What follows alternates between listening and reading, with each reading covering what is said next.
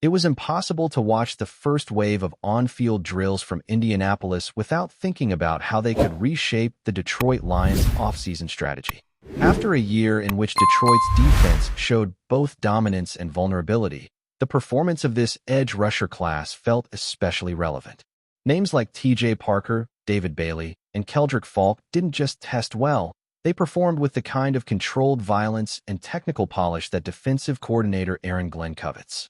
Parker in particular looked like a player whose combine showing may have solidified him as a realistic first-round target, displaying the balance, hand usage, and cornering ability that translate immediately to Sundays.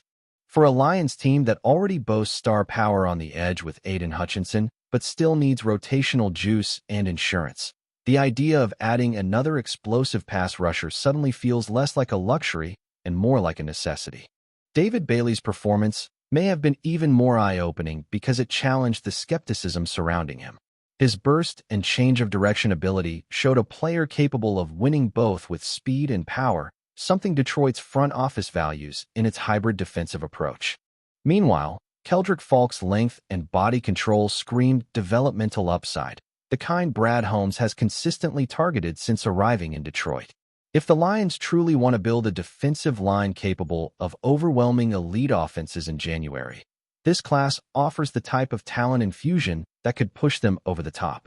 And then there was Malachi Lawrence, the surprise athletic marvel of the group, whose testing numbers forced scouts to revisit their evaluations. Players like Lawrence are the Combine's true disruptors, prospects who can leap from mid-round projections into early-round conversations overnight.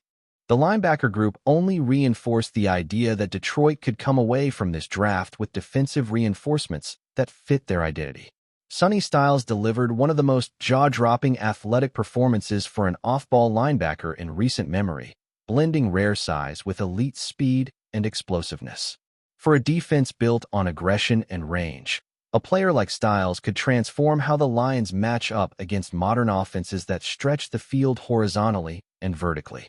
His ability to cover ground and contribute in coverage would complement Jack Campbell's physical presence inside, potentially giving Detroit one of the most dynamic linebacker duos in football.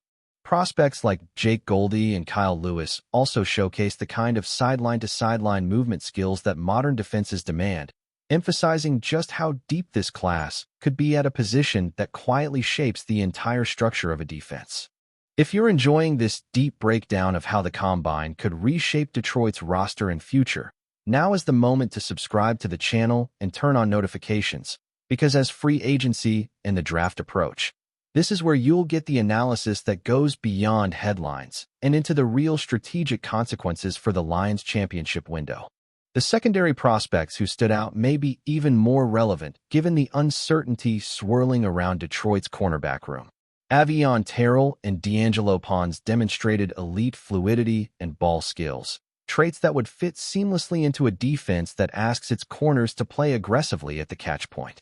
Charles Deming's explosive testing and special teams value could make him a Day 3 steal with immediate impact potential. But the conversation around the secondary is impossible to separate from the off-field situation involving Terrion Arnold. Allegations linking Arnold to a robbery and kidnapping case have created an unsettling cloud, even as his representatives maintain his complete innocence and emphasize that no charges have been filed. For a franchise that has built its culture on accountability and trust, the situation introduces uncertainty at a position where stability is critical. How the organization navigates this will reveal a lot about its leadership and its commitment to maintaining the locker room environment that players have praised. That culture, in fact, was validated by the latest NFLPA report card, where the Lions climbed into the league's top 10 for the first time. High marks for coaching, facilities, and organizational leadership reflect a franchise that has transformed from an afterthought into a destination players respect. The strong grades for head coach Dan Campbell and general manager Brad Holmes confirm what has been visible on the field. Detroit has built one of the NFL's healthiest ecosystems. The lone blemish, a low grade for the offensive coordinator position that has since been addressed by hiring Drew Petzing, underscores how aggressively the organization is trying to refine every detail.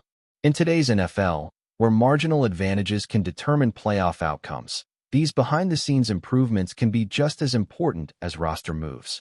Financial decisions will also shape Detroit's trajectory, particularly the looming fifth-year options for Jahmyr Gibbs and Jack Campbell.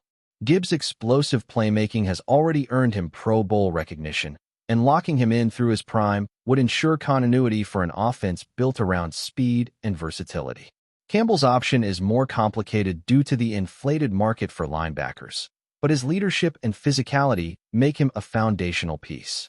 The willingness of the front office to commit to these players signals confidence that the current core can contend for championships over the next several seasons.